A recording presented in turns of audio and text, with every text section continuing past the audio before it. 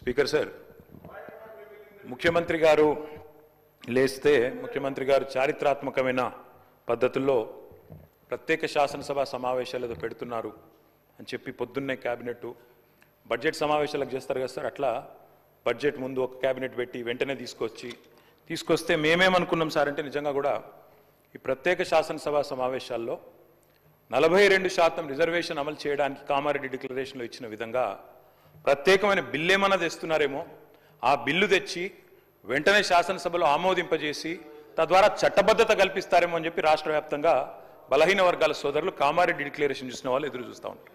కానీ ముఖ్యమంత్రి గారు ఏం చేస్తున్నారు సార్, ఇక్కడ లేచి ఓ 4 పేర్లు చదివి, అధ్యక్ష మీ ప్రభుత్వం మీద ప్రజలకు నమ్మకం లేదు.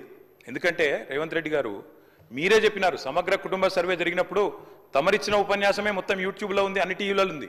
ఏమన్నారు సార్ ఆ రోజు? ఆ ముఖ్యమంత్రి చెప్తాడు సరే, ఎవరు పడితే వాళ్ళు వచ్చి మీ ఇంటికి వచ్చి వివరాలు అడిగితే ఇచ్చేస్తారా, అవులగాలు దివానాగాలు ఇచ్చేస్తారా అని మాట్లాడింది రేవంత్ రెడ్డి గారు, మేం కాదు. మీరు చెప్పిన మాటలనే ఎన్యూమరేటర్లకు చూపెట్టి చెప్పినారు, మేము ఇయ్యము మీకు వివరాలు, 57 రకాల వివరాలు అడుగుతున్నారు, ఎట్లిస్తాము మీరే అన్నారు ఆనాడు, ఎవరు పడితే వాళ్ళకి ఇచ్చేస్తామా వివరాలు అని మాట్లాడింది. అదే చూపెట్టి అడిగింది.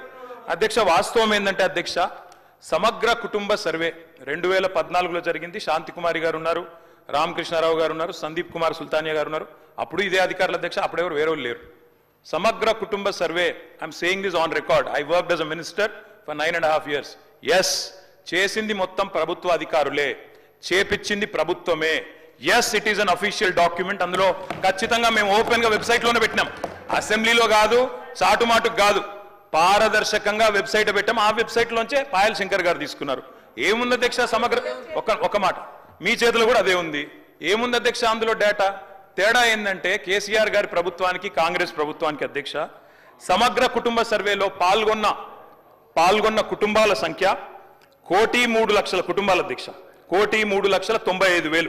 మొత్తం పాల్గొన్న ప్రజలు 3,68,00,000. 3,68,00,000 జరిగింది ఒక్క రోజులో 24 గంటల్లో రాష్ట్ర వ్యాప్తంగా ప్రతి ఇంటిని ఎన్యూమరేట్ చేసి అద్భుతంగా అత్యద్భుతంగా చేసినాం మేము. చేసిన తర్వాత ముఖ్యమంత్రి గారు నిజంగా ఎంత మిస్లీడింగ్ గా మాట్లాడుతున్నారంటే అధ్యక్ష, వారు అంటారు అధ్యక్ష ఇంతకు మించిన టాపిక్ లేదు అధ్యక్ష, వారు అడిగిన ప్రశ్నకు తప్పకుండా మా ప్రభుత్వం గతంలో చేసిన పని గురించి వారు అనుమానాలు తలెత్తే విధంగా ఏదైతే మాట్లాడినారో దాని గురించి చెప్పాలి అధ్యక్ష. వారు అంటారు అధ్యక్ష బీసీల సంఖ్య అందులో ఎంత అని. ఎస్, ఆనాడు బీసీల సంఖ్య సమగ్ర కుటుంబ సర్వే ప్రకారం 1,85,61,856, 51%. 51% బీసీలు ప్లస్ అది కాకుండా ముస్లిం సామాజిక వర్గంలో ఉండే బీసీలను కూడా కలుపుకుంటే 10%. మొత్తం ఆనాడు సమగ్ర కుటుంబ సర్వే ప్రకారం రాష్ట్రంలో బీసీల సంఖ్య 61%. ఈ రోజు రాష్ట్ర వ్యాప్తంగా మేము మాట్లాడడం కాదు అధ్యక్ష, ఇక్కడ మా శ్రీనివాస్ యాదవ్ గారు కరెక్ట్ గా చెప్పినారు. మీ కాంగ్రెస్ పార్టీ ఎమ్మెల్సీ చెప్తున్నాడు బయట, దీన్ని తగలబెట్టండి, ఇంకా గలీజ్గా మాట్లాడింది నా మాట అన్న, తగలబెట్టండి అన్నాడు. దీన్ని తగలబెట్టండి ఈ నివేదికను తప్పుల తడక అని కాంగ్రెస్ పార్టీ ఎమ్మెల్సీ చెప్తున్నాడు, మేం కాదు. రాష్ట్ర వ్యాప్తంగా బలహీన వర్గాల సంఘాలు చెప్తున్నాయి. ఏమని చెప్తున్నాయి అధ్యక్ష? సమగ్ర కుటుంబ సర్వేలో 1,85,61,000 ఉన్న బీసీలు ఎట్లా 1,64,00,000 తగ్గినరు, 51% 46% ఎట్లయిందని అడుగుతున్నారు. శంకరన్న కూడా అదే అడిగింది కదా అధ్యక్ష, తప్పేం అడిగిండు? ఇక్కడ శంకరన్న ఒక్కడే అడుగుతున్నాడు అధ్యక్ష, బయట మీ కాంగ్రెస్ పార్టీ ఎమ్మెల్సీ మాట్లాడుతున్నాడు, మీరిచ్చిన స్టేట్మెంట్ను మీరిచ్చిన నివేదికను తగలబెట్టమని చెప్పిండు అధ్యక్ష, మామూలు కాదు. ఇంకొక మాట అధ్యక్ష, మేము అనుకున్నాం అధ్యక్ష శాసనసభ సమావేశం ప్రత్యేకంగా పెడితే ఇవాళ ఏం చెప్పినారు మీరు కొత్తగా? మీరు చెప్పింది ఈరోజు చెప్పింది మొన్న ఉత్తమ్ కుమార్ రెడ్డి బయట ప్రెస్లే చెప్పిండ్రు. ఆయన ఉత్తమ్ కుమార్ రెడ్డి గారు సబ్ కమిటీ చైర్మన్ గా ప్రెస్ మీట్లో ఇవాళ మీరు చెప్పిన లెక్కలని మొన్ననే చెప్పిండ్రు. ఎందుకు పెట్టిండ్రు మీరు ఇవాళ? మేమేమనుకున్నాం, 42% రిజర్వేషన్ ఇవ్వడానికి చట్టబద్ధత కల్పిస్తూ బిల్లు తెస్తారనుకున్నాం. లేదా మీరు చెప్పినట్టు 56% బీసీలుంటే ఆ 56% బీసీలకు బీసీ సప్లాన్ చేస్తారేమో అనుకున్నాం. ఏమీ లేకుండా ఇలా వచ్చి ఒక స్టేట్మెంట్ ఇక్కడ పెట్టి ఏదో సాధించిన చరిత్ర అంటే అధ్యక్ష 5% బీసీ జనాభా. అధ్యక్ష గౌరవ సభ్యులు 9:30 ఏళ్ళు విన్నారే ఒక నిమిషం. అరే వినగాదన్నా, వినగా చెప్తున్నా బ్రో. మేము సబ్ కమిటీ చైర్మన్గా ప్రజల ముందు ఉంచినాము. దానికి న్యాయపరంగా శాసనసభలో ప్రజాస్వామిక విలువలుగానే శాసనసభలో ప్రభుత్వం తరఫున పెట్టినాము. మీరు ఇట్లప్పుడన్నా మీరు వెబ్సైట్లో పెట్టామని చెప్పి మీరు ఊరికేనే మాట్లాడదు ఎవరికైనా వెబ్సైట్లో అందుబాటులో ఉండే ఆ ప్రభుత్వం మీరు దాని తదుపరి లేకపోతే ప్రభుత్వం ఆనాడు ఉన్న అధికారులు ఇవ్వాలని ఉన్న అధికారులు కదా స్టేట్మెంట్ ఇప్పేది ఎప్పుడైనా ఎస్కేఎస్ సర్వే పబ్లిక్ డొమైన్లో చట్టబద్ధత కలిగి ఉండేదా దాని గురించి మాట్లాడేటువంటి సందర్భం అవసరం లేదా 2011 జనగణన ఆనాడు బీసీలది లేదు బీసీలకు సంబంధించిన జనగణన చేయాలని అందరి ఆలోచన జరిగింది దానికి సంబంధించి సర్వేలు సహకరించకుండా దీని గురించి మాట్లాడితే దానికైతే అర్థమే లేదు నేనేమంటున్నా ఎవరైనా ఒకవేళ ఆయా వారి గౌరవ ముఖ్యమంత్రి ఆనాడు అభిప్రాయం చెప్పుంటే మీరు ఇలా కూడా అదే అభిప్రాయంతో ఉన్నారో చెప్పండి ఇలా జరుగుతున్న కార్యక్రమానికి మీరేం మాట్లాడదలుచుకున్నారు బలహీన వర్గాలకు సంబంధించి మీరు ఎస్కే సర్వే చేసిన అన్నారు ఏం మార్పులు తెచ్చినారు ఏం స్కీమ్స్ తీసుకొచ్చినారు ఎవరికి బలహీన వర్గాలకు న్యాయం జరిగే కార్యక్రమం తీసుకున్నారు మీరు ఇలా మేము కమిటీ చైర్మన్ ఉత్తమ్ కుమార్ రెడ్డి గారి గురించి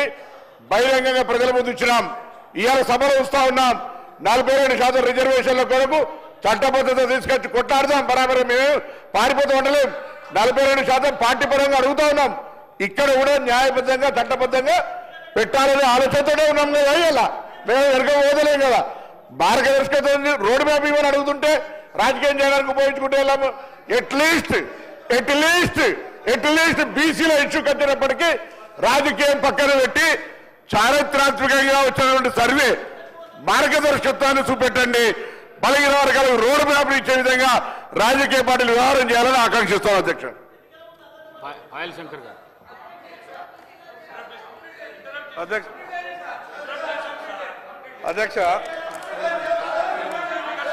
అధ్యక్ష నేను చెప్పినటువంటి అధ్యక్ష గౌరవ ముఖ్యమంత్రి గారు అధ్యక్ష ఇప్పుడు 9.5 సంవత్సరాలు మంత్రిగా చేసిన మా తాతలు నేతులు తాగిండ్రు కాబట్టి మీరు మా మూతులు నాకండి ఇట్లాంటి అర్థం పర్థం లేని చర్చలతోనే ప్రయోజనాలు లేదు అధ్యక్ష ఇప్పుడు ఈ డాక్యుమెంట్ ఏదైతే ఉందో ఇది అఫీషియల్ వెబ్సైట్లో లేదు అధ్యక్ష తెలంగాణకున్నది టీజీ ఆన్లైన్ వెబ్సైట్ అధ్యక్ష ఇందులో ఎస్కేఎస్ రిపోర్ట్ లేదు ఎస్కేఎస్కు ఎన్ఐసి ఐటీ పార్ట్నర్ అధ్యక్ష ఎన్ఐసి వెబ్సైట్లో కూడా ఈ డేటా డాక్యుమెంట్ లేదు ఈ డాక్యుమెంట్ ఎక్కడుంది అధ్యక్ష ఎంసీఆర్ హెచ్ఆర్డి వెబ్సైట్లో ఉంది మరి చెన్నారెడ్డి హ్యూమన్ రిసోర్స్ దాంట్లో ఇందులో ఉంది ఈ వివరాలు ఎవరు తయారు చేసిండ్రు ఎవరు అందులో పెట్టిండ్రు ఎవరు ఓనర్షిప్ క్లెయిమ్ చేయలేదు అధ్యక్ష పాయింట్ నెంబర్ 1 పాయింట్ నెంబర్ 2 అధ్యక్ష ఈరోజు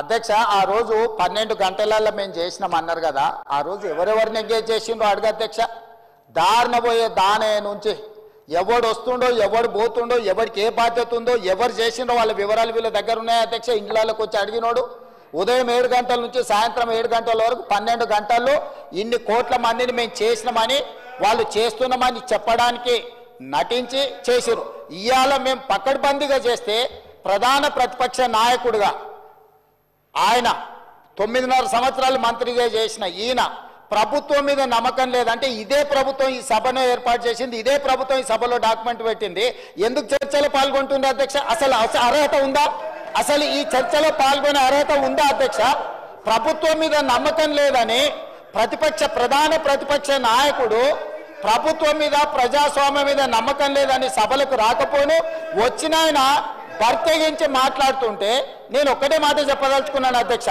దయచేసి తమరికి విజ్ఞప్తి చేస్తున్నా ఈ సర్వేలో పాల్గొన్న వాళ్ళను మీరు శిక్షించాలి ఆ శిక్ష మొట్టమొదట ఈ సర్వేలో పాల్గొన్న వాళ్ళకు మీరు మైక్ ఇవ్వద్దు అధ్యక్ష సర్వేలో పాల్గొంటేనే మైక్ ఇవ్వండి దయచేసి ఎవరైతే ఈ సర్వేలో పాల్గొనలేదో ఈ సభలో మాట్లాడే అర్హత లేదు వాళ్ళకు దయచేసి తమరు మైక్ ఇవ్వొద్దని అందరి సభ్యుల తరఫున నేను మీకు విజ్ఞప్తి చేస్తున్నా అధ్యక్ష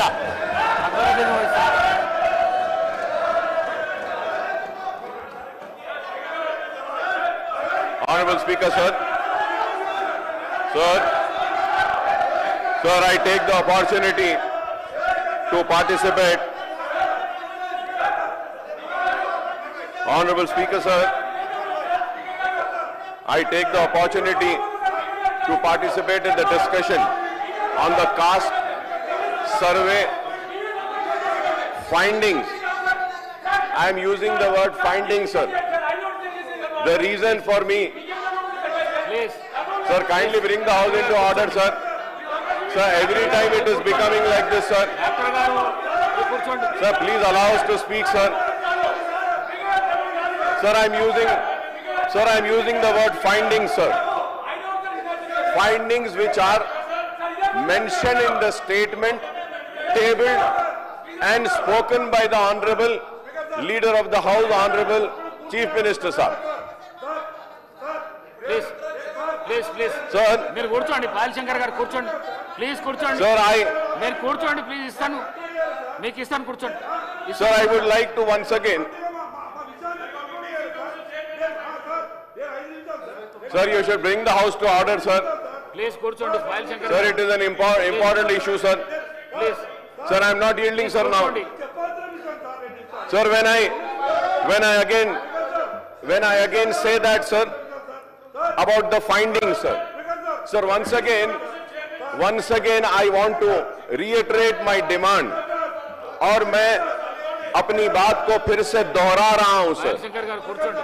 और दोहरा रहा हूं इसलिए क्योंकि बैकवर्ड क्लासेस के साथ ఇస్తా కూర్చోండి. बरसा बरस से नाइंसाफी हुई, उनको उनके पिछड़ेपन को बताते हुए कई लोगों ने अपनी सियासी दुकानों को चमकाया जरूर, बनाया जरूर और मजबूत किया, लेकिन बीसीस के साथ कभी इंसाफ नहीं हुआ। और आज भी मैं यहां इस ऐवान में इस स्टेटमेंट पर जब बात करता हूं तो शिद्दत के साथ ये बात महसूस कर रहा हूं कि आज भी बीसीस को इंसाफ देने का किसी का इरादा नहीं है, किसी की नीयत नहीं है। अगर इरादा और नीयत है कि बीसीस को इंसाफ